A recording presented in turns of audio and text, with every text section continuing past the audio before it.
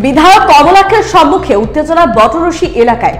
নমস্কার, news prime 7 এর এই মুহূর্তের এক চাঞ্চল্যকর খবর নিয়ে সাথে থাকছি আমি প্রিয়া।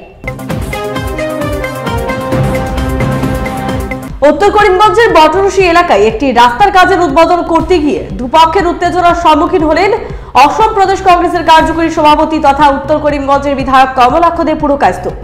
জানা যায়, বটরশি এলাকার একটি পুরনো রাস্তার কাজের টাকা না পাওয়ায় বিধায়ক কমলাক্ষকে নালিশ জানাতে আসেন দুই ব্যক্তি, আর এতেই বিধায়কের সম্মুখে দুপক্ষের মধ্যে শুরু হয় ঝগড়া। পরে বিধায়ক কমলাক্ষ সেখান থেকে চলে যান বলে জানা গেছে। এও জানা যায়, এক সময় বিধায়ক কমলাক্ষের ওপরও নাকি আক্রমণের চেষ্টা চালায় উত্তেজিতরা। পরে বিধায়ক কমলাক্ষ নিজের গাড়ি নিয়ে সেখান থেকে সরে আসেন।